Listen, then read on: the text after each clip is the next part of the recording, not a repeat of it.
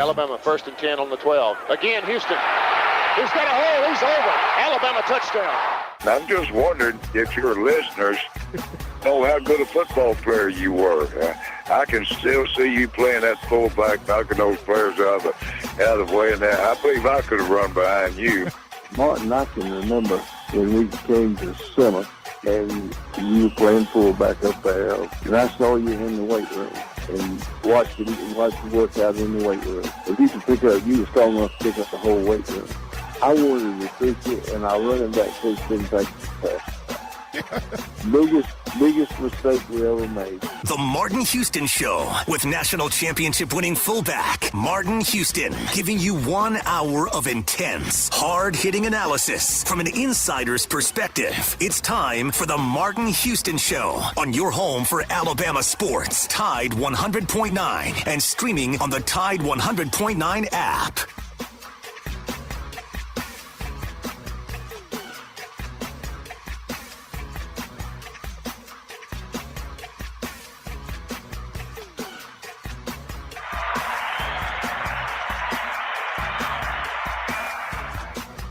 Good morning and welcome into the Martin Houston Show, powered by Box Eye Care. That's Box Eye Care, 205-342-0660. We'll tell you more about them in just a moment, but they bring you this show each and every day.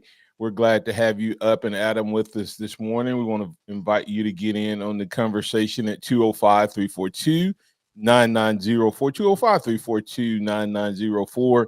You can also join us on the live stream on Facebook, YouTube, Twitter, X, etc. Comment, react, add your questions in on Facebook. It is the Martin Houston Show. Glad that you have chosen to get up and Adam with us on this beautiful morning. Of course, it is a Monday morning, so that means we'll have Kennington Smith III join us to talk all things Alabama football. We'll look at Saban's first big weekend. How did you do? What grade would you give him? We'll spend this week doing Alabama's SWOT analysis, their strengths, their weaknesses, the opportunities and threats to this football team, being able to make a nice run. And last but not least, we'll do a kind of a weekend recap. We'll try to get it all in, but we won't do it without you. So once again, call us at 205-342-9904. That's the Alabama one. That's the hotline on the Martin Houston Show, powered by Box Eye Care. Go to boxeyecare.com. They have that great new lab and in-house lab, which means that they can provide you even better service than what you've become accustomed to at their prior location. That's right. They're the new location down off of Oscar Baxter Drive, 5003 Oscar Baxter Drive. In-house lab, same great service, competitive prices, same great service. I can't say enough about them. Go check them out and find out for yourself. That's boxeyecare.com. Remember that this is the day that the Lord has made. Man, let's rejoice. And we can rejoice because he made this day, but we can also rejoice because it's game week. Finally, almost all the hay is in the barn. But remember to take some time today to notice someone, love someone, serve someone, be the difference you want to see in the world today. Good morning, X. How you doing, sir? Good morning. Doing well. How are you? Doing well. Lots of different conversations we can get to. Of course, recap. High school football got underway. Kudos to all of those teams. And even Hoover, despite the controversy around Hoover and losing their coach, they go down to Florida and get a big win. So kudos to their new coach and the team for bouncing back in such a tough situation. But one of the good things about college football, and it's a conversation I want to have, X, is everybody has said that Dabo Swinney is going to regret not going all in on the portal. Well, one guy who's gone all in on the portal is Florida State, right? I know it's game week for Alabama, but I have to set this stage up because I think it's a worthy conversation that we're going to have all year long. Norvell has gone all in on the transfer portal, which I don't like. I personally, I think you use the portal, and one of the hosts from the weekend said, I think the portal's great for building, for filling gaps, but not great for building a roster. Everybody's dogged his ACC counterpart, Dabo Swinney, for not going all in on the transfer portal, right? And then there's people like Alabama who didn't have a choice on whether they went to the portal or not, but they didn't go to the portal to build their roster. They went to the portal to fill the gaps because of the people who left. I don't have a problem with that. I have a problem when I was watching the Florida State game, and all you heard was, oh, transfer, oh, transfer, oh, transfer, oh, transfer. The entire team. And everybody dogs Dabo. Let me ask you this, Xavier. How can Dabo go to the transfer portal when none of his players left? See, everybody says that Dabo he should embrace the transfer portal. Dabo has said, I believe the guys I recruit, I can go into this thing and I can develop my guys and develop my team. Well, we just saw Saturday, Georgia Tech had some transfer guys for key spots. The rest of their team was built off of who they've recruited. What's your thoughts? Well, it's Florida State this year seems to be Alabama South with all the guys that they got from Bama, and of course they got guys from other places everywhere. Quarterback DJ Ngalale, who is a former Clemson player, and it didn't work out well for him. Like you said, Brent Key at Georgia Tech, a former Saban assistant, got some guys from the portal, built around what he has recruited and what they have recruited, and it was supplemental, not foundational. And they were able to get the win this weekend, and they were clearly the most physical, dominant team. X. There was zero question. Clearly, right? Clearly, they had 4 offensive linemen returning. Now, do you think it's possible that those 4 offensive linemen may not be 5 stars and 4 stars, but they just been in the program under Key's tutelage for the last few years? And then they 100%. Didn't have to, and we talk about offensive line being where it starts. Then they brought in a defensive coach who put in some pieces to fit his style, and they took care of business. I mean, it was the funnest part about Saturday for me, X, was that we don't have to listen to Florida State for an entire year to talk about how they were cheated last year. Because they I don't know who was over that program. I think this is what I think last year. I think had Florida State went out and won their bowl game, they would have gotten voted national champions over somebody. I mean, by some polls or whatever. They wouldn't have been the BCS, playoff national champion, but they would have gotten a national championship last year. I just believe that. And when you bring in a bunch of players who are only playing for a championship and not for their school, that's what you get. And this year, Norvell went out to try to build another team, not a program. It's going to be interesting to see what happens Saturday. But Dabo and Kirby are about the same. Kirby just hasn't said it. Kirby's not all into the portal either. He just hasn't come out and said, I'm going to build off of my talent. So anyway, any other thoughts on that? Wyatt, Chase, you guys have any thoughts on that? Man, it was ugly to watch. I mean, just the overall dominance of that game. Even though the score was 24-21, Georgia Tech dominated that game. Yeah. I mean, it was from start to finish. They had one play and I think I can't remember when it happened, but I think where they just washed the entire Florida State defensive line. Running back made a cutback and took it 15 yards downfield. I mean, it was ugly. Yeah, it was for me. I didn't get to watch the game in its entirety, but it was good to see. Chuck, you're here on the on the hotline with Martin and Xavier. What's on your mind, sir? Good morning to you all. Yeah, I was watching high school and college football in week 0 this weekend on ESPN and on ABC, watching Florida A&M and Norfolk State. Florida A&M won in Atlanta. My reason for calling Florida A&M won after Florida A&M won, Chuck, after being dominated for what about 3 quarters? I mean, sure did. Yeah, I left because Norfolk State was just killing them. I said, "Oh, wow!" And they had like 70 players returning from 80 players from last year's team that lost 6 games by 1 point. And I thought, well, this team is ready, and they didn't get it done. But go ahead, what you got? Oh yeah, and as a coincidence, you're talking about Florida State. The coach at Florida A&M, James Cozy, was on that 1993 national championship team as a cornerback. Yeah. James Cozy III. And my reason for calling, I was thinking about you talking about what happened. That was last week. You were talking about what happened with Miami, Ohio, and their feelings about the kicker. But what happened?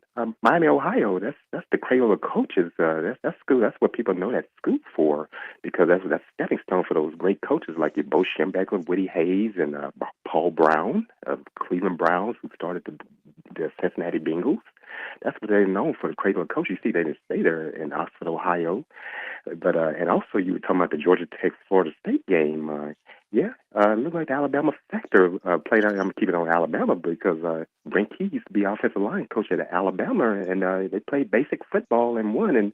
And also they had a quarterback named Haynes King.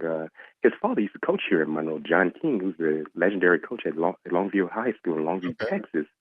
And he's from over in his father's from over in Spring Hill, Louisiana, home of John David Crow, the Texas A&M Heisman Trophy winner back in the 50s under Coach Bear Bryant.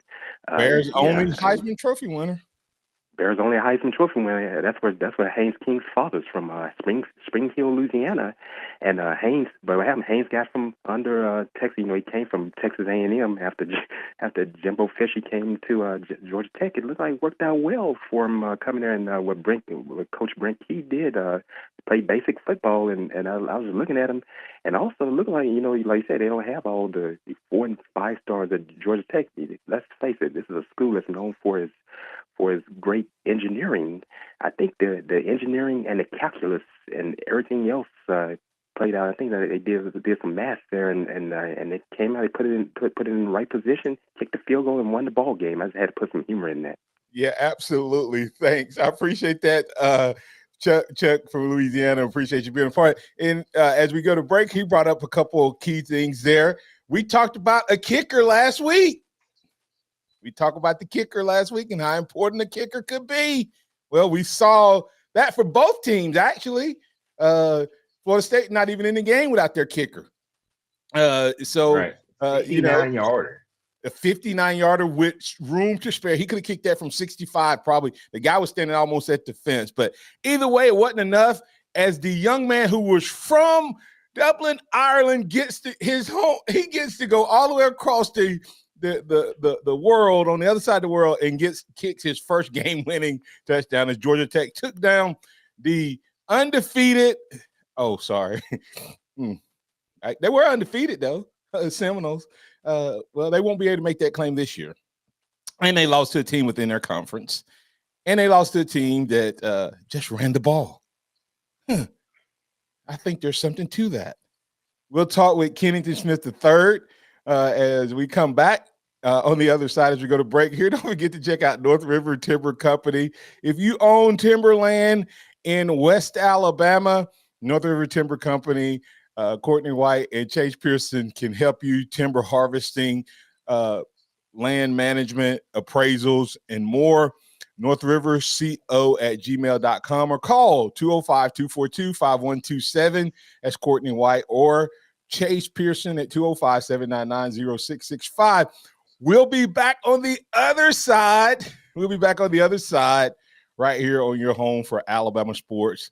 Tide 100.9, 1230 a.m. WTBC. Tide 100.9 traffic. Tuscaloosa traffic now from the Townsend Nissan Traffic Center. A very good Monday morning to you. It's already back again, folks. Well, we do have an accident right now in Northport on McFarland Boulevard at Upper Columbus Road. That fender bender is causing a bit of a delay for you. You are easing on those brakes, trying to maneuver around that.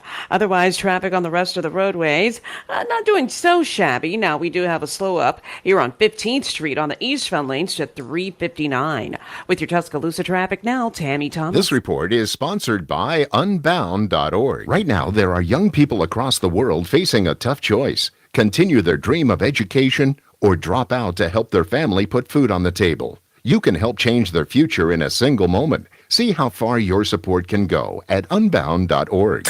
It's the year-end clearance sale at Townsend Nissan going on now. You can save thousands. See BJ or Kylan today at Townsend Nissan, your savings place. Welcome to Hey Taylor Electrical. Wendy, what's your question? I know I've seen Taylor Electrical trucks and crews around the University of Alabama, the local schools, and the New River District Park, but I need to know, do you do work at people's homes? Actually, we do, Wendy. Taylor Electrical takes pride in having the experience and knowledge to handle any electrical project. Wow, that's awesome. Taylor Electrical sounds really customer friendly. How can I get in touch with y'all? Just call or text us at 205-553-0958. It's electric!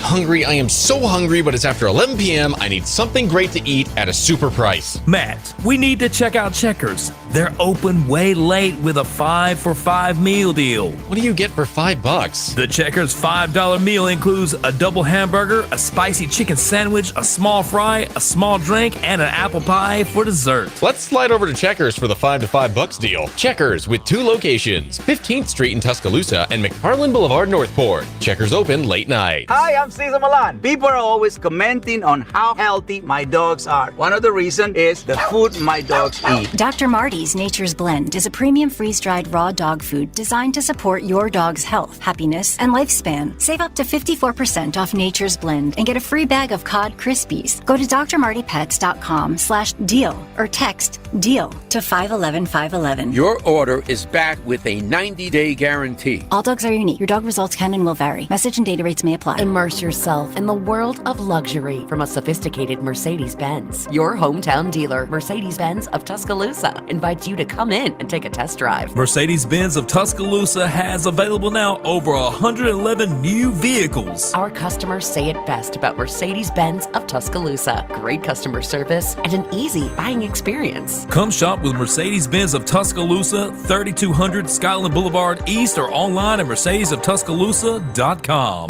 Tide 100.9 Tuscaloosa weather. This will be one of the hottest weeks so far this summer. The sky mostly sunny today, the high 95. Clear tonight, the low 69. Tomorrow and Wednesday, very hot. The sky partly to mostly sunny with highs between 97 and 100. I'm James Spann on the ABC 3340 Weather Center on Tide 100.9. Interact with the Martin Houston Show by calling us at 205-342-9904 or tuning into the Martin Houston Show on Facebook.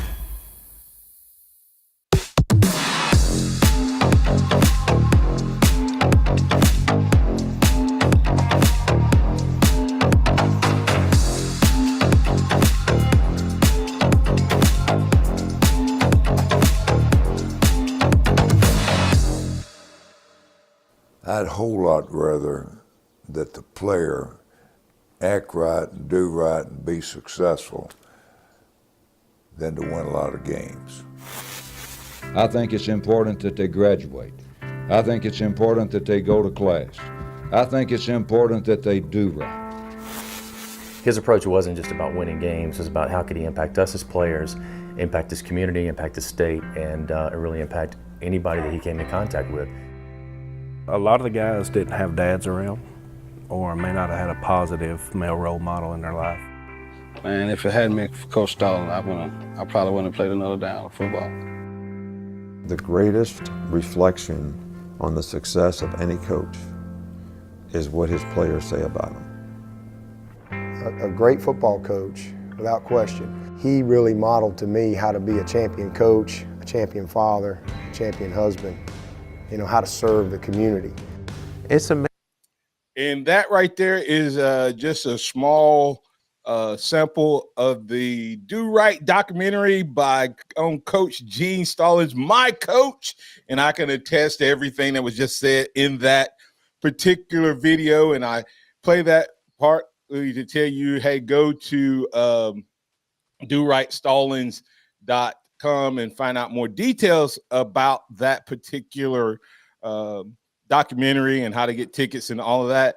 But the other part is Dabo said he taught me how to do things the right way, how to be a coach X, how to be a coach Kennington.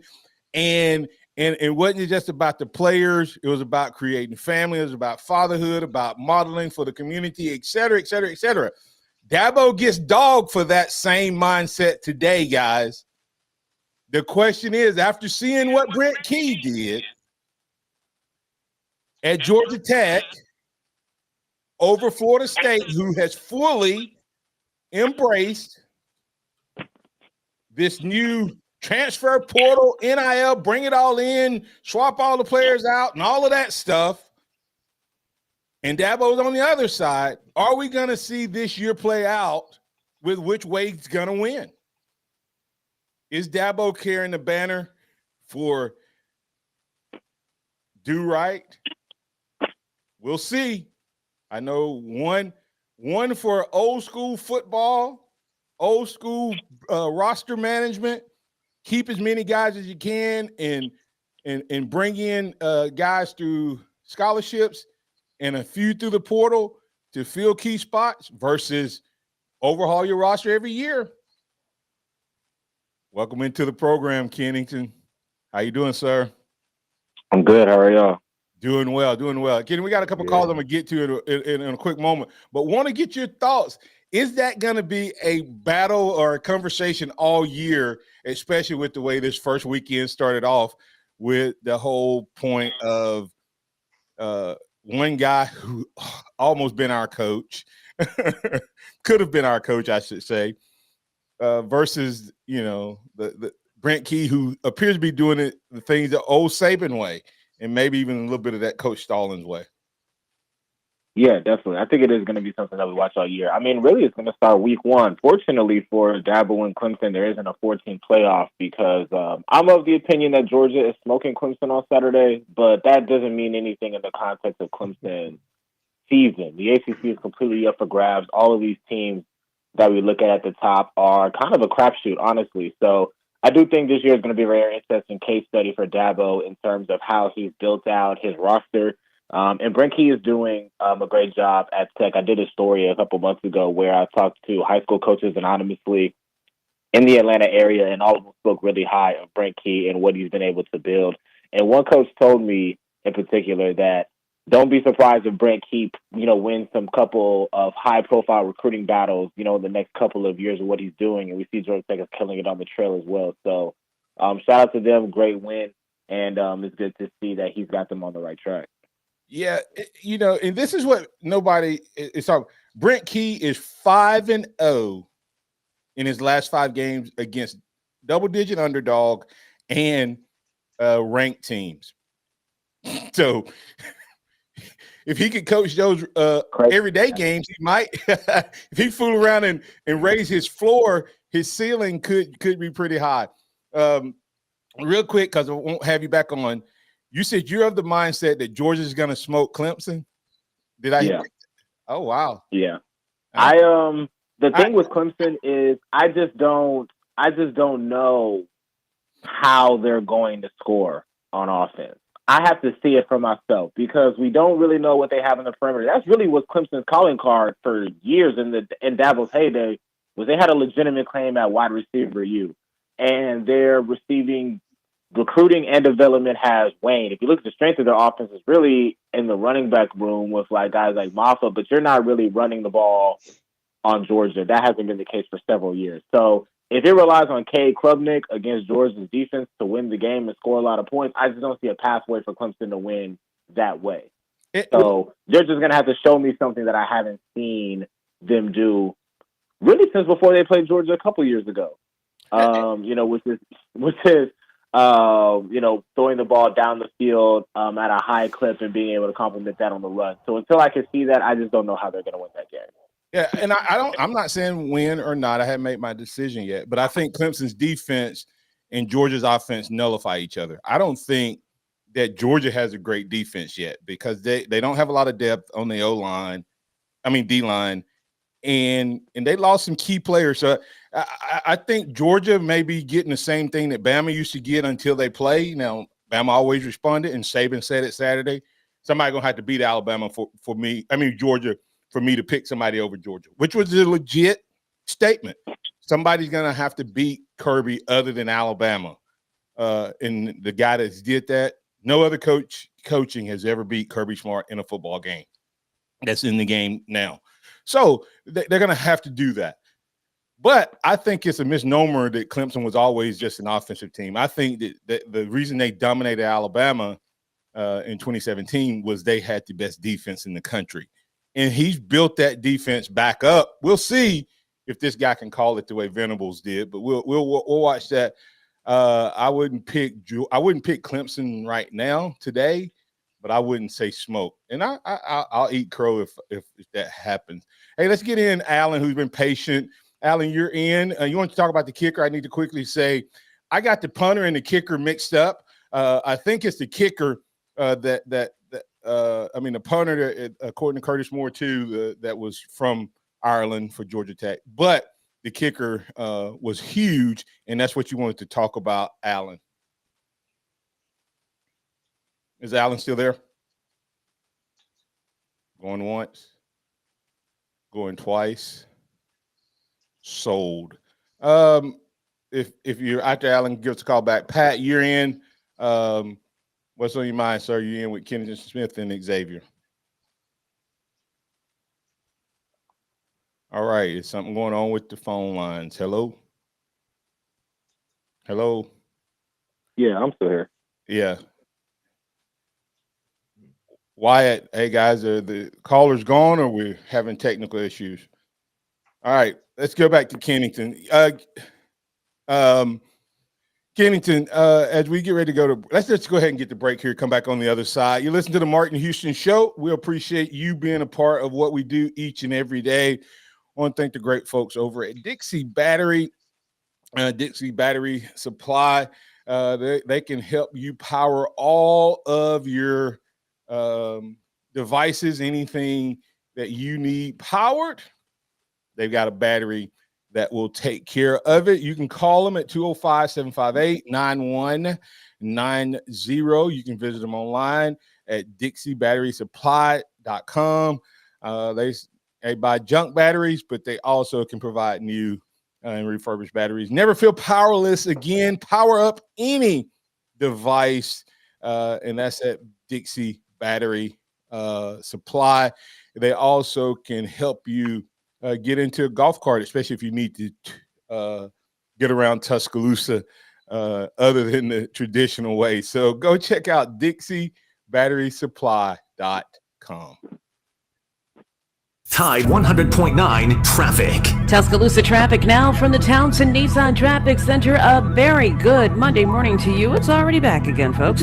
Well, we do have an accident right now in Northport on McFarland Boulevard at Upper Columbus Road. That fender bender is causing a bit of a delay for you. You are easing on those brakes, trying to maneuver around that. Otherwise, traffic on the rest of the roadways, not doing so shabby. Now, we do have a slow up here on 15th Street on the eastbound lanes to 359. With your Tuscaloosa traffic now, Tammy Thomas. Meet Cheryl. Hey. She's on vacation and lost in the moment. Unfortunately, so is her Chase debit card. It's gotta be somewhere. Maybe she lost it at salsa night.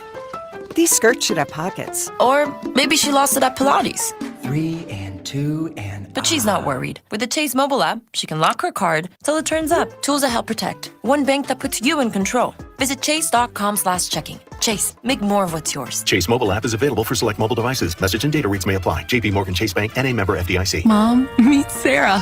From first time Nana moments. And welcome to Flight 101. To annual girls trip moments. Your can't-miss moments are worth protecting against RSV. If you're 75 or older or 60 plus with a chronic condition like asthma, COPD, heart disease, or severe diabetes, you're at higher risk of landing in the hospital from RSV. And there are no prescription RSV treatments. Check eligibility and schedule your RSV vaccine at vaxassist.com. So where should we go next? Sponsored by Pfizer. Under the biggest cactus in town, Taco Casa. Quality is number one. You got to start with a good quality product, but it's got to be at a good value to the customers. Everything is about quality. You just can't beat the quality, taste, and value. And it's because we take pride in providing you with the best. Good customer service and good food, good quality. We want to make sure that we give that to them each and every time they come and visit us. The sense of pride that we have in the quality, the consistency of our food carries over to everything we do in the stores. That's Taco Casa. There's an issue cutting through the bipartisan bickering in Congress. It's AM radio. The overwhelming majority of legislators, Democrats and Republicans, support a bill to keep AM radio in cars. But time is running out. Text AM to 52886 and ask Congress to bring this bill to the floor for a vote now. AM radio is too important to let this moment pass us by. Message and data rates may apply. You may receive up to 4 messages a month, and you may text STOP to stop. This message furnished by the National Association of Broadcasters. Hey, this is Reagan, owner of R&R Cigars, the Cigar Mansion in downtown Tuscaloosa, located at 2703 6th Street across from the Home 2 Suites. Come down to R&R and see why we're the ultimate cigar and bourbon experience. With over 165 bourbons and 5 private barrels, our selection of bourbon is unmatched. We have the best cocktails around and our cigar selection is legendary. Our lounge and service are world class. Come and experience the luxury of the mansion and see why it's a world-renowned cigar and spirits destination. Keep it locked into Tide 100.9 for more of the Martin Houston Show with Martin Houston and X's and O's Sports Xavier Houston.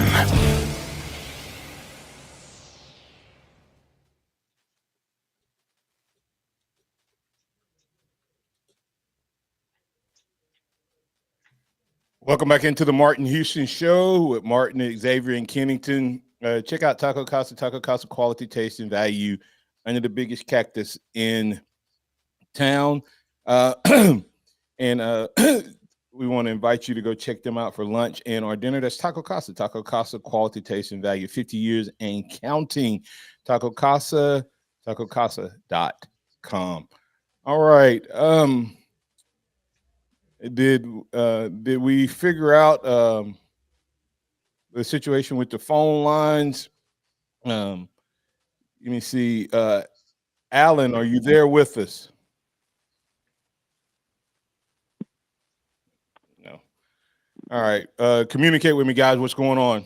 All right, Kennington, going back to the conversation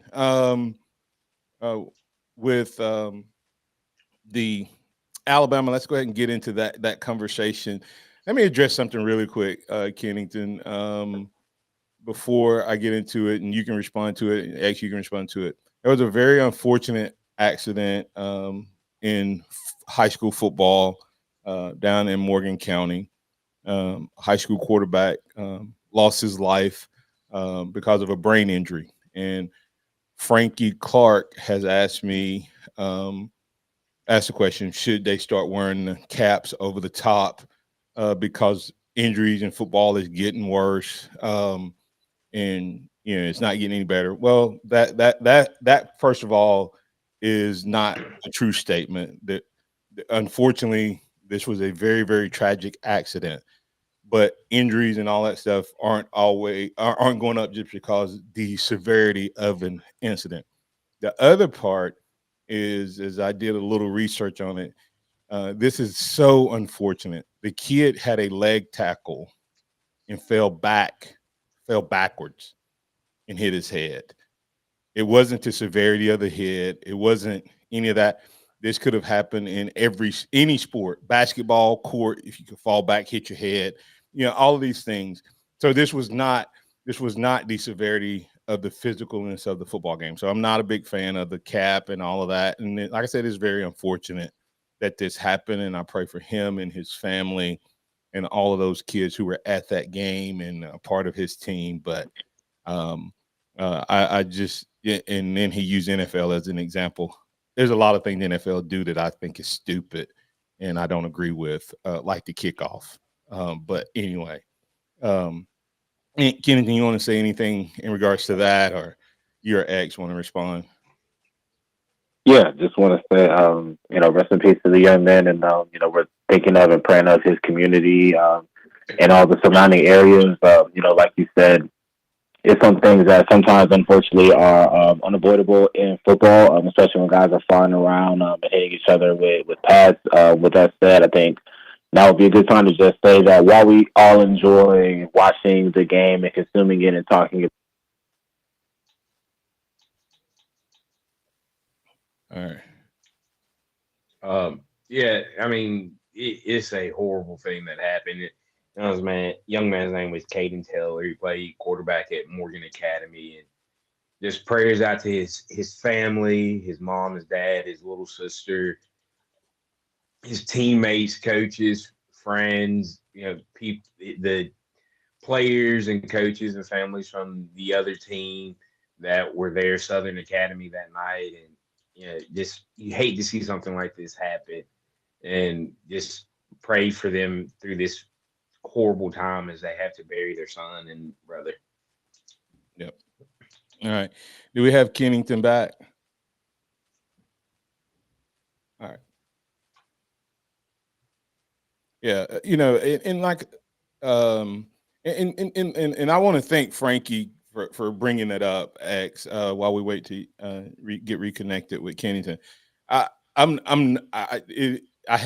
had it when I said the weekend recap. I had intended to bring that up in the beginning and just had overlooked it. But it's so unfortunate, and unfortunately, football, you can't make it completely safe, and that's what I think some people's goal is. Some people is to have it where it's flag football. Unfortunately, it'll never get to that point, and I do think that if you look at it, I just think if you look at what happened, you can't. It's tough. I don't know what else I can say about it. But when you look at the percentage of injuries and head injuries and things like that, it's not the same, and it's the stories just get bigger coverage when it's football, especially when it comes to NFL. And the NFL make a lot of decisions based off of lawsuits and not being sued and all of that, and not necessarily out of player safety. Because truthfully, if they wanted to take out player safety, they would get rid of punt return, where a guy's looking up, waiting on the ball, and the other guys are running 45 yards on a dead sprint to hit him.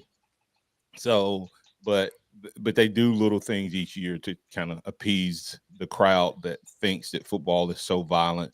But that speaks a lot to the feminization, and a lot of people gonna get mad at me, of our society. This injury to me is so tragic, and but I don't think it speaks to what the people were trying to fix in terms of the violent hits and things like that. Because, like I said, this was a fallback situation. Let's just we'll keep things going, and hopefully we're if we can get Kennington back on with us, we'll keep that going, X. So I'm gonna need you to take, while I try to connect with Kennington. X, when you look at this week, and what Alabama has to do. Actually, I want to talk to Kennington when it comes to that. Let's talk about the Saban and his comment. Saban, what's your grade for Saban on week one, and what he was able to do with the ESPN game day? Yeah, I mean, Coach Saban is a natural. I think he did really good. His analysis, I mean, you listen to what he said about Georgia Tech. He said, hey, if they play us a little bit better defense, they'll surprise some people. And it didn't take long for that to come into effect and come into play.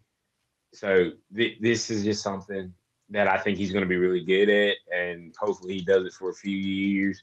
I don't know if you saw this, but the funniest moment to me was when they showed one of the signs, and Miss Terry was sitting there looking at him like, yeah. When some lady, if you want to. some lady, if you don't know what they were talking about, it looked like we got Kennington back on.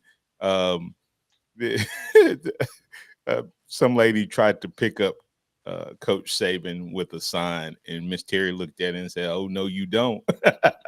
So anyway, Kennington's back. Kennington, we lost you in the middle of your comment there. Anything else you want to say on that before we bring in these two callers? Yeah, just wanted to say that I think we all agree that we're just hoping and praying that everybody makes it through the season safely and without injury.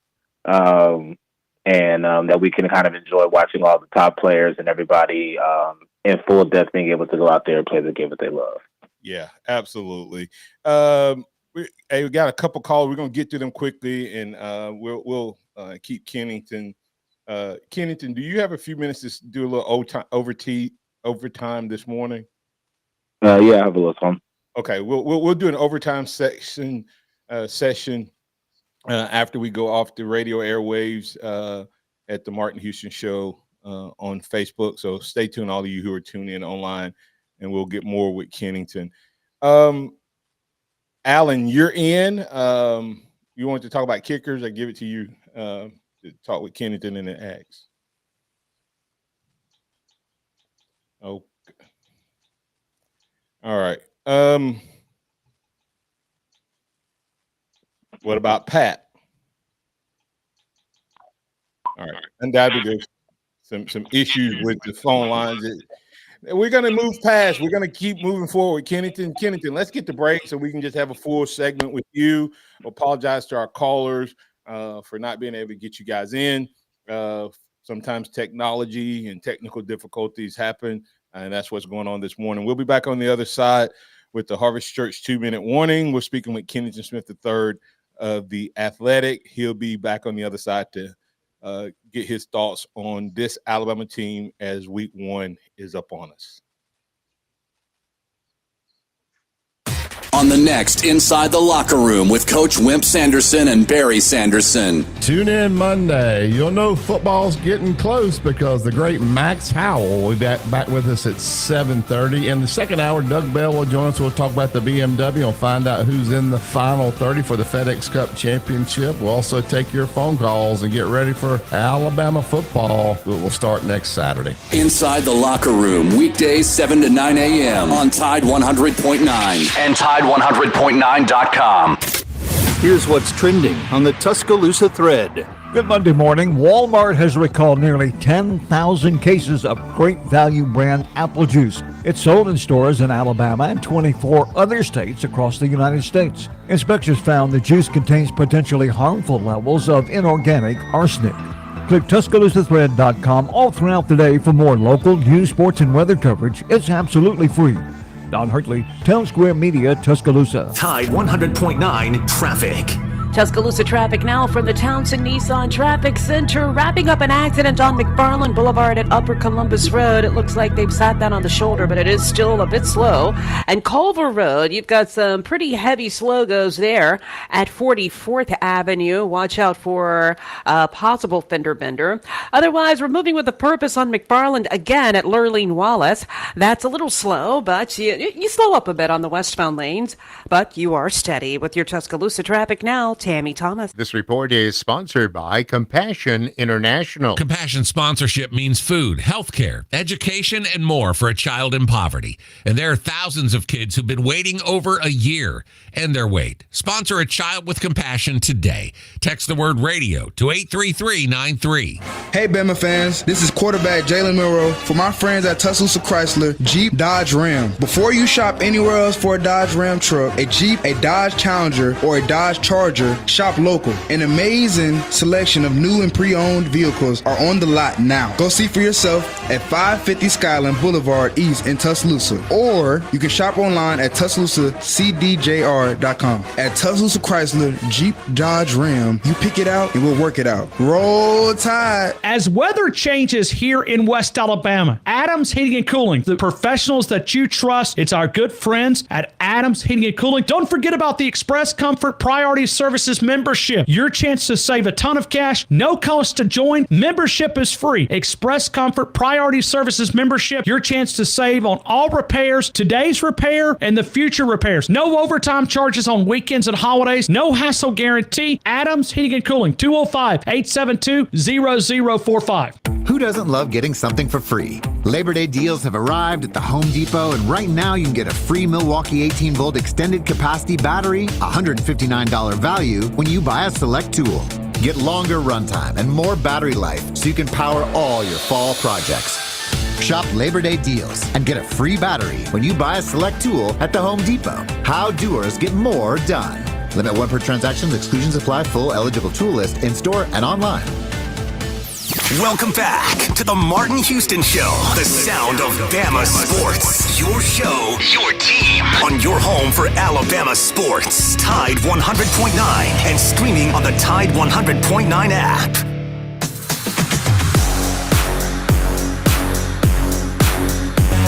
Welcome back into the Martin Houston Show, powered by Box Eye Care. If you're just not joining us, I want to invite you to go check out the officially licensed Legacy Collection, co-branded Alabama gear, premium jerseys, caps, and more. Go to athletesthread.com/collections/Martin-Houston, or if you tune in on the live stream, just click the QR code. Got a new bomber jacket that we have there. Of course, we still have the sweatshirts, T-shirts, and more. And we appreciate your support there. New NIL for us old dudes. Show us some love. All right. It's now time for the Harvest Church 2-minute warning. Kennington, I appreciate you hanging around with us. And we apologize to all of our listeners and callers and viewers for the technical difficulties that happen at time. Unfortunately, it happened on the biggest Monday of the year, Kennington. But let's talk about Alabama and Kalen DeBoer. It was fun to get things started. This is one of the most anticipated games, Kennington, that Alabama's played in a long time. What are your initial thoughts in terms of this team? Yeah, I think what you just said is a very astute point, and I'll probably take it a step further and say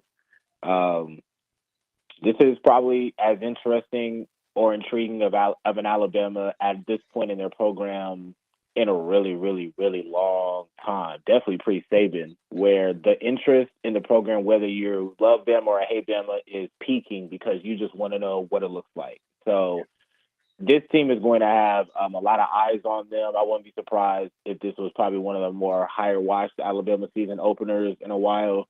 And that's exciting. And I'm really just interested to see what's going to happen with the team. Obviously, there's some position battles at play. So to be able to kind of see those kind of play out in real time and get a chance to see all of these guys kind of rotating around in fall camp, get a chance to actually play it out in a game is what I'm looking forward to the most. All right. So one of the things I like to do as we roll into week one is kind of do a SWOT analysis. And we'll start off with, what do you take as the biggest strength for this team? I would say the biggest strength is the running back room. I think if you just look at in terms of talent by recruiting pedigree, top line guys that can play, depth of the position, young players ascending on the roster, check all of those boxes. In addition to continuity with their position coach Robert Gillespie from the last staff, that would probably be my position of strength. Yeah, when you watch the Florida State game, I had someone immediately text me and go, "Ooh, man, that's gonna hurt Roydell." I said, "No, reason Roydell is in Tallahassee is because he was the fourth best running back last year and would be probably the fourth best running back this year. And this staff would not have played him just because he had been here. They didn't have that type of loyalty mindset." Your thoughts? Yeah, 100%. I mean, I think it's very telling that Alabama lost not only Roydell, but Jace McClellan last year as well. And there weren't many fans concerned, if there was any concern, about the future of the running back room. I think that kind of says it all. Yeah, absolutely. They didn't go out and panic and try to find anybody to replace losing two starters and you don't go out and look for somebody new that tells you all you need to know. Kennington, what's a weakness for this team? I'm going to say pass rush again. I mean, I know that everybody's focused on the secondary, but the secondary still has guys who have played a lot and started on championship teams at different points in the secondary, maybe not at corner, but the secondary has way more experience in returning production than edge rusher, which probably has the least on the team. So to replace Turner, Braswell, not have anybody in that room who's made a college start yet, to me, that has to be the biggest area of concern. All right, X. Yeah, when you look at the strength of this team, I'm going to actually go offensive line. Even though we've got a couple of new starters on it, I think that when you look at what Booker brings back to the table, Roberts, Proctor coming back and getting that starting spot back, and you look at one of the best centers in college football with Brailsford. If Formby or Pritchett, whichever one it is, can lock down that right side, this is probably the most talented offensive line in the country. And then when you look at weaknesses, I kind of agree with Kennington. It's probably going to be the edge rushers, just simply for the fact that none of them have started a game. Mm-hmm. Yeah, and so I guess I would ask you guys, Kennington, if that's the case, is it possible that Alabama generates pressure in different ways? Do they go to the old school like Alabama did, where we had to bookends in obvious third down situations and using another potential with that 5 DB as your base? You almost take out an edge rusher and put in a defensive end potentially, or you use it to through the DB. So do you see them potentially, until those guys come along, manufacturing pass rush in different ways other than that guy? Yeah, I definitely see that. And I think Kane Womack is going to do what he needs to do in order to generate pressure. So I guess I should rephrase and say edge rusher specifically would be the weak point. I think they'll be able to do enough in the pass rush category, especially what we've been hearing about the defensive line. So I would just say edge rusher specifically if we're talking about position groups, strengths and weaknesses. But I do think that he will dial up some pressure. And that's why I asked you that question, because I know you said pass rush, but you were really speaking potentially of the guys that haven't played, the guy who will be replacing Dallas Turner, that dude, not necessarily pass rush and pressure. What's the biggest opportunity for this team? And it may be the same answer as the weakness, but what's the biggest opportunity for this team to improve or have the group jump up? Yeah, I think the secondary, just a lot of new faces, a lot of new pieces, a lot of young guys. I think that the first few games of this season is going to be a really big, I would say, opportunity.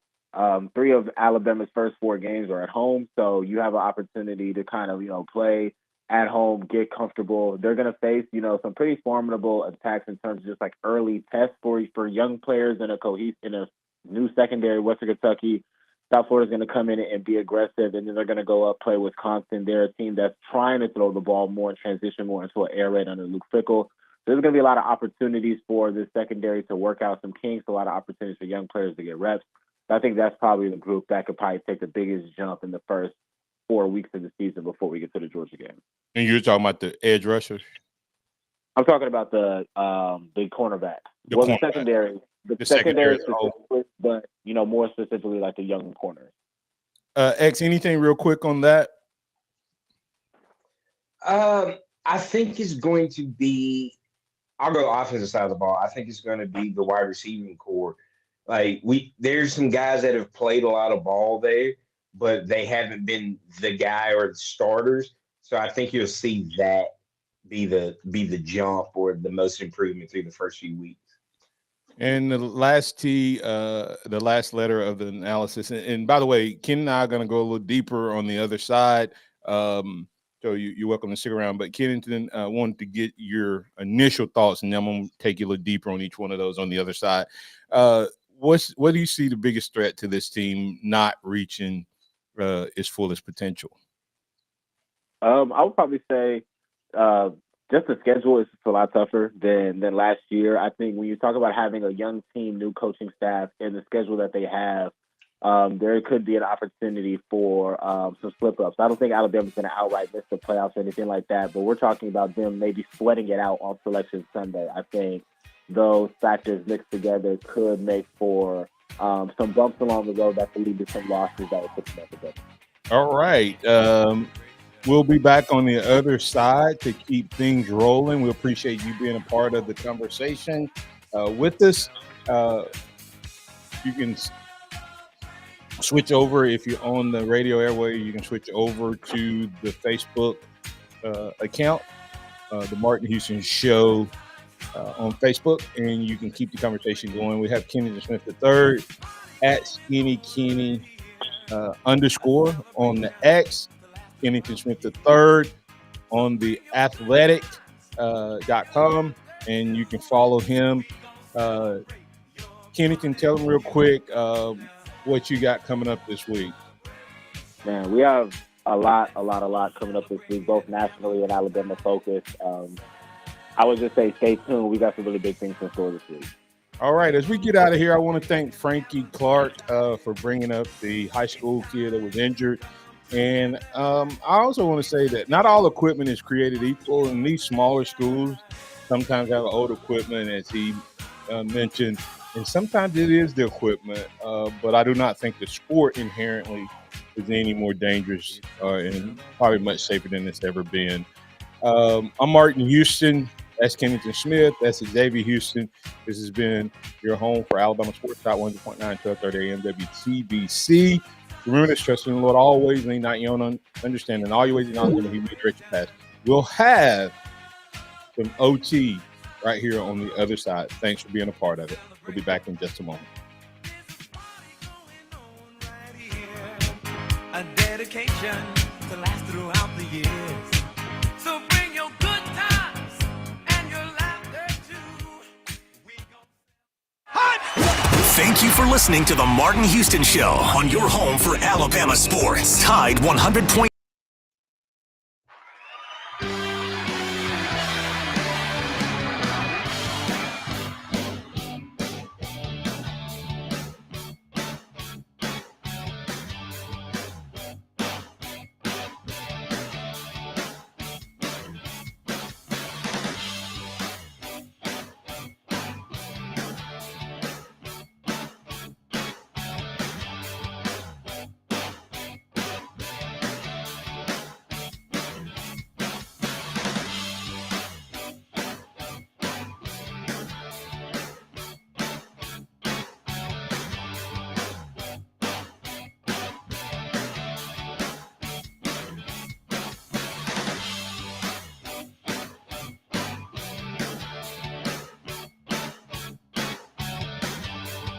All right, guys. Hey, just hang around. We're getting Kennington moved over from the phone lines directly to us. We'll be back in just a moment, so stay tuned. We'll be back with you in just a moment right here on the Martin Houston Show.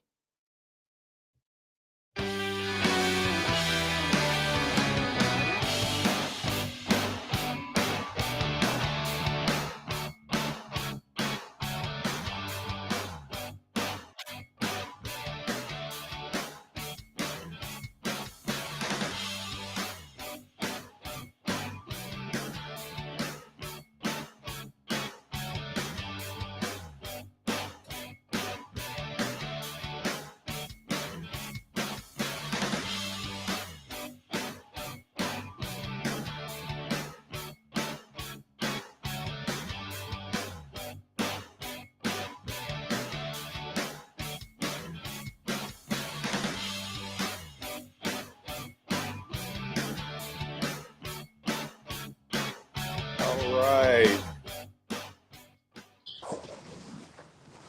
Good morning, Kennington. Good morning. Good morning. Thanks for hanging around, man. We so appreciate you as we transition from the airwaves to the Facebook account. Welcome all of you for hanging around with us. We'll appreciate that as we continue to move forward.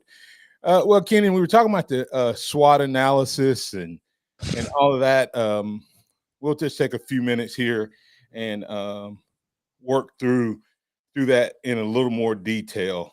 Let me ask you this way. We said that, and for those of you who are tuned in, I'm going to take this topic all week long. I'm going to get Kennington's thoughts. I'm going to get DC's thoughts. I'm going to take your thoughts. So you may hear some repeat information if you run with us all week long. But Kennington, let me ask the strength question a different way, because you said running backs, right? Yes. But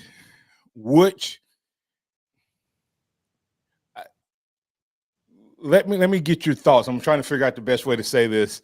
When you look at strength, what makes you say that the running back room is versus, say, tight end room or the offensive line or the defensive line? What makes you settle in on the running back room as the strength? What qualities of the running back room? Yeah, I think the ceiling of that room in comparison to other positions is probably what would separate it. If you would ask me the second best position, I'll probably say defensive line, because they have the same exact traits. You have high end starters, you have the recruiting pedigree, you have continuity continuing with the position coach, you have playable depth. So those two are kind of maybe 1A, 1B for me. I just think when you think about the running back room, the ability that they're going to have in this offense to kind of stretch their skill set compared to last year. They're going to have a lot of opportunities running the ball in different ways. They're going to have opportunities to catch the ball as well. We hope that they're going to have the progression in terms of pass protection is probably the only question mark about that position group. That will probably separate it from, like, let's say a tight end room, which has probably more playable guys and more experience, but their ceiling is just not quite as high as the running back room. So that will probably be the separator for me. Okay, yeah, and if I'm hearing you correctly, if you look at it and forecast forward, sort of like they do 5-star, is they look at a kid in high school and say this kid has the potential to be a first rounder. That's what makes him a 5-star. I don't know if a lot of people realize that's how they choose a 5-star versus, some people go, well, that guy's just better. Well, he's better, but they look at a guy and say this guy probably has a higher ceiling. And so sometimes you see 4 and 5 stars that look a lot alike, and one guy's a 4 versus 5. So you're saying you think there may be a 1 or 2 first rounders in that running back room versus, some solid NFL guys in the D line room. That just be real. Right. And there's a lot of college players in the tight end room, but I don't know if there's any first rounders in that tight end room. So I get that. Now, anything else from a strength standpoint that you would add to that conversation? Anybody else? Of course, we don't even talk about our special teams.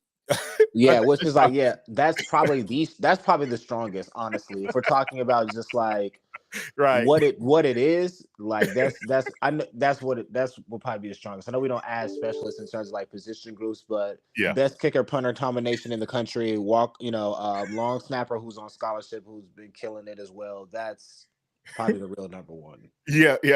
Right. So now from a weakness standpoint, you had it as those outside edge rushers, and there, when you're talking about that group, Kennington, is that more of just a you have to wait and see, or do you, back to your prior statement about strength, is that a wait and see? We've not seen enough glimpses. Like the running back room is a wait and see, while also being, dude, they showed it in the biggest game last year. The coaches just didn't go all in with them. Right. Yeah. This group, go ahead.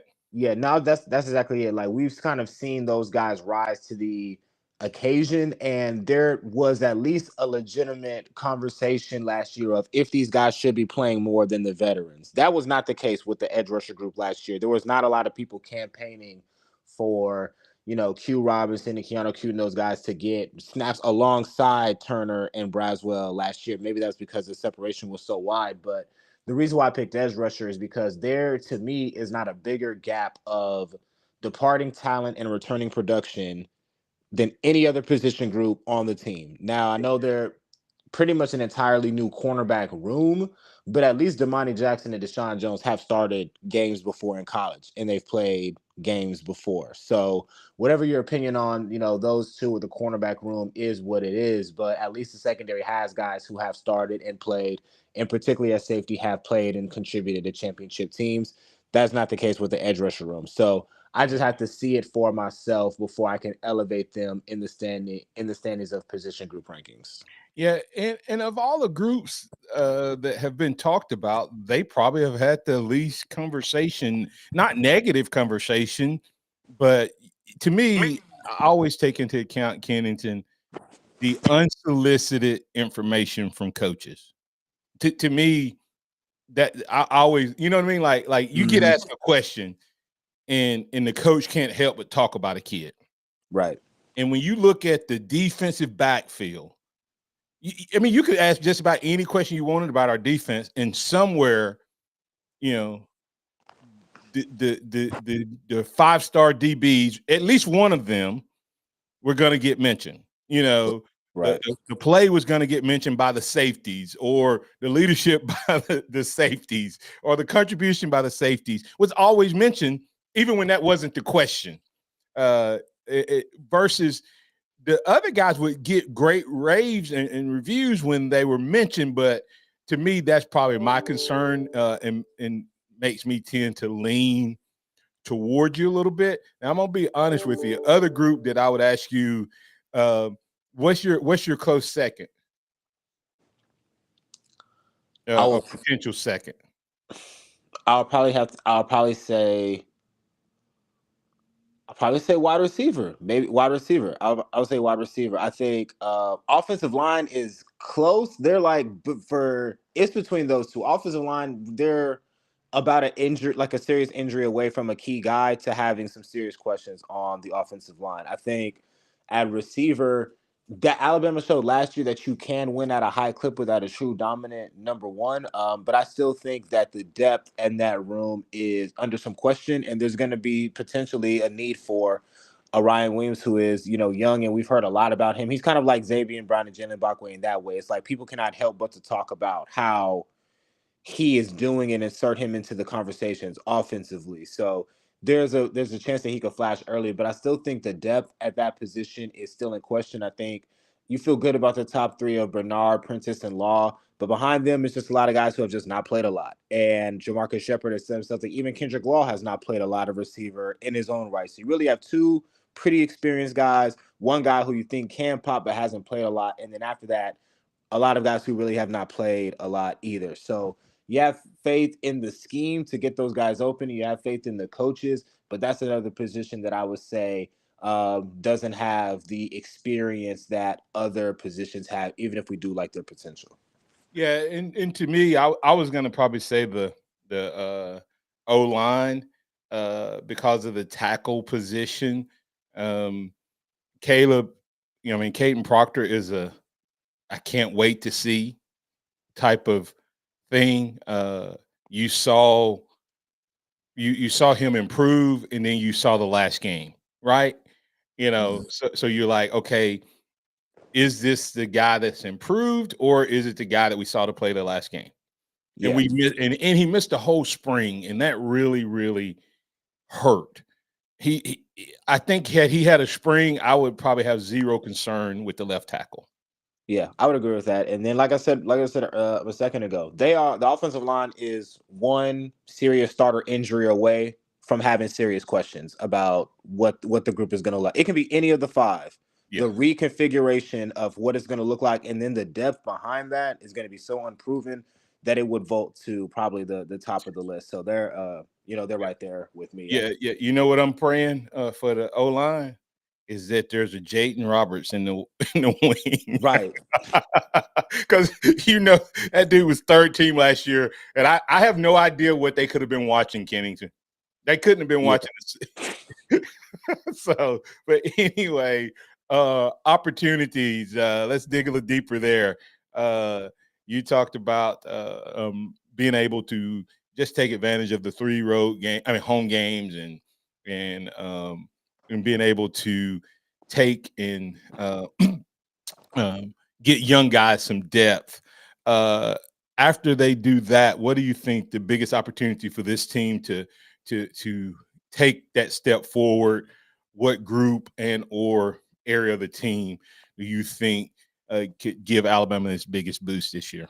Yeah, I would say, the offensive line, just to have an opportunity to see Proctor get a chance to play. He's really kind of like the X factor that you mentioned. He has not played even in practice like longer than anybody else on the team. Kind of went from January to August without putting on pads or like actually playing. So to get a chance to see him in game action, I want to see that five gel. I want to see what happens at right tackle. So when we talk about opportunity, this is very similar to last year when Proctor and Pritchett were battling for the left tackle spot, and there was, competition between those guys. Proctor ended up, holding down that position for the rest of the year. I want to see what that looks like in the first 5 weeks of the season, 4 or 5 weeks, to see who can take hold and ownership of that right tackle spot and how that group kind of gels in the early part of the year, because they're really going to need that group to perform at a high level. You talk about potential pitfalls of a team. If you have a shaky offensive line going to Knoxville, going to Baton Rouge, going to Norman, Oklahoma in that latter part of the season, it could spell some trouble. So you need to have an offensive line that's rock solid, and these early weeks are going to be really big to kind of finding out who that group is going to be. Absolutely. And then the last question before I get your prediction, at least what you can share at this point, is what do you see from the biggest threat, to this team and their success, other than what you had mentioned earlier? Yeah, I mean, I just think that the schedule is it's brutal. I mean, this is one of the hardest schedules in the SEC. It's the fourth hardest if you go by the opponents' records from a year ago. And not even so much the opponents themselves, because a lot of them are the same from last year. It's the location of these games at Tennessee, at LSU, at Oklahoma. You have at Wisconsin, way harder non-conference game than what the team had a year ago going on the road to a Big Ten school early in the season. So I would just say the schedule. And then, at the end of the day, as much as we have faith in Kalen DeBoer and that staff and what they're doing, the talent of the team, it is still a complete overhaul in terms of a new head coach. You're going to do things new offensively. You're going to do things new defensively. You're going to have a young team. So all of those factors together could spell some trouble. But at the end of the day, this is still one of, if not the most talented team on the country in paper. So it's kind of hard to poke holes a bit. But if I could, that would probably be where I would focus in at. Yeah, and I'm going to throw one other guy that I'm going to talk about all week long. I think that he represents all four of these. He could be our biggest strength. His position could be our biggest weakness. Outside of him, in reality, it could also, his play could be our biggest opportunity to exceed expectations, and his injury could be the biggest threat to this year's season. And so that's Jalen Milroe. I'll let you respond to him and how he kind of, we hadn't mentioned him at all this morning in any of those categories, but the reality of it is he could be the number one candidate for either one of them based on which perspective you took.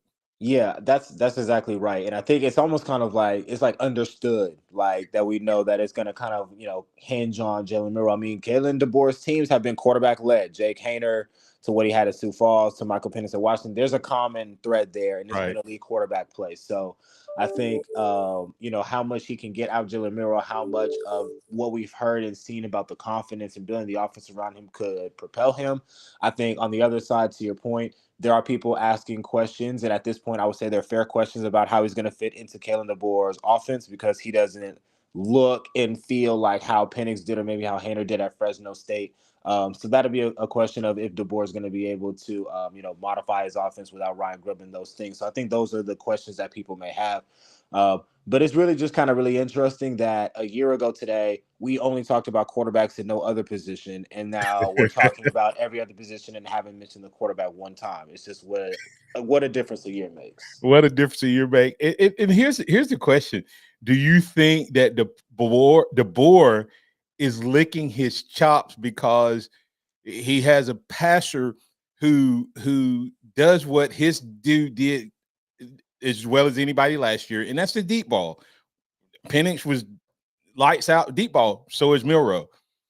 And he now has a added dimension. So does this make DeBoer even more excited potentially? And could we see even more creativity and explosiveness out of this offense just because of the skill set? Yeah, I think so. I mean, he's never had. I think it's safe to say he's never had anybody like Jalen Milroe before at quarterback. When you think about everything, all his skills put together in that size and all those things. So I do think he's looking to shots at that. I think there's an opportunity there for Jalen. You talk about opportunity and growth and what's at stake. I really can't think of a quarterback who has endured more criticism than him that is undefeated in SEC games. And I'm not talking about like 2-0, 3-0. Seriously, he's 10-0 in SEC games across 2 years, and the amount of scrutiny and the questions that he gets asked relative to other quarterbacks who haven't done as much or won as much is pretty staggering. And I'm really interested to see how that narrative could shift in the first, let's say, month and a half of the season when people see what him and DeBoer could cook up if it goes the way that we're expecting it to go. Hey, listen, it must be something about the name Jalen because we had another Jalen here that won like 20-something games in a row in SEC play, and it still didn't matter. So it must be the name. Who knows? But anything else from that viewpoint, and then tell us what you can. I know you may do a prediction later on. I'm not sure if you're ready for that or not, but talk to us about this Alabama team and what your prediction is for this weekend. Yeah, for this weekend, I'm expecting Alabama, they're going to win by, I would think, two or three scores. I think there's going to be some kinks to work out offensively and defensively. It's going to be the first game. There's going to be a lot of people in the stands. There's going to be, some nerves. Obviously, there's going to be a lot of energy in the air without Saban. So I think some of those things are going to take a while for the team to settle down. Ultimately, I think you're going to see, typical Alabama win where they kind of pull away from a lesser than team. As far as the season goes, what I could say is the Vegas over under total for their wins on the year is 9.5. I'm taking the over.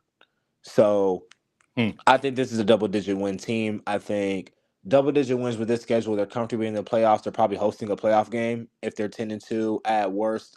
So I just like where this team is at. I like what Kalen DeBoer's been able to do. This has been the smoothest offseason that Alabama could have ever imagined given the circumstances, and I don't think that we would have been saying this 7 months ago or whatever, Coach Saban retired. So smoothest transition. You have an elite coach in DeBoer. You have really talented roster. You have good leadership. I think the schedule is tough, but it is what it is. And I would say Alabama is a double-digit team in my mind as we enter into week one. And I would agree with that. We're going to get some bold predictions. I got a crazy bold prediction, Kennington, but I have to make it at the beginning of the year for it to be valid at the end of the year. So I'll talk about that by the end of the week. But hey, what else? What else or who else are you looking at this weekend to kick off? And I'll let you go after that. Yeah, I want to see the freshmen play. I want to see the guys that we've been hearing so much about, this August. I want to see Caleb Odom. I want to see Ryan Williams, Jalen Mbakwe, Xavier Brown, Red Morgan. Those are probably, I want to see all of those guys have an opportunity to get some snaps and play. Not to say that I'm expecting all of them to jump off the porch and do something crazy, but I just want to see how it looks, and I just want to see how those guys move around. So, I would probably say the freshmen. I think we all know that we're looking at the different position battles and guys rotating. We're going to keep track of snap counts and those things. But I want to see those young freshmen get a chance to go out there, play, and maybe do something exciting. Yeah, and I told you last question, but I have to ask you one more question. National stage, SEC and national. What game or two or issue or two, new SEC, new Big Ten, whatever. What are you looking for in week one, as we know that week 0 got off to a huge bang with Florida State losing to Georgia Tech? What you got for this week one?